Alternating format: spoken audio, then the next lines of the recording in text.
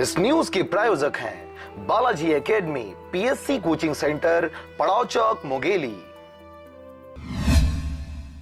भारतीय देशी गोवंश की सेवा, संरक्षण और संवर्धन के लिए जागरण के उद्देश्य से गौ सेवा प्रकोष्ठ मुस्लिम राष्ट्रीय मंच के राष्ट्रीय संयोजक मोहम्मद फैज खान ने गौ सेवा सद्भावना पदयात्रा की शुरुआत 24 जून 2017 को लद्दाख के लेह से की थी, जो लेह से कन्याकुमारी व कन्याकुमारी से अमृतसर तक 28 राज्यों में 12,000 किलोमीटर की पदयात्रा करेंगे, जिसकी अवधि 2 वर्ष की है।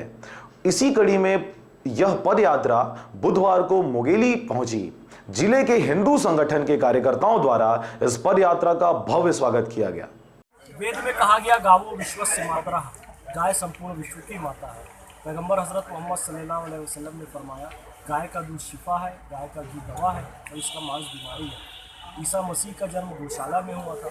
भगवान श्री राम, भगवान श्री कृष्ण, सबकी लीलाएं गौओं के बीच में है। 10 गुरु, 24 तीर्थंकर, तमाम नबी, पैगंबर, अवतार, ऋषि मुनि, सबके जीवन में गाय का महत्व है। आज गाय चले गई खेतों से, गाय का गोबर चला गया, तो यूरिया पेस्टिसाइड के कारण भारी संख्या में लोगों को कैंसर हो रहा है। गाय और गाय का गोबर खेतों में रहे, गाय का ये स्वास्थ्यगत महत्व, पर्यावरणगत महत्व, धार्मिक महत्व जन जन तक पहुँचे, इसलिए हमने गौ सेवा सद्भावना पदयात्रा प्रारंभ की है। 24 जून 2017 को लेह लद्दाख से हम चले हैं। लेह लद्दाख से कन्याकुमारी जाएंगे, कन्याकुमारी से अमृतसर जाएंगे। कुल 2 वर्ष की ये पदयात्रा है, 12,000 किलोमीटर की पदयात्रा।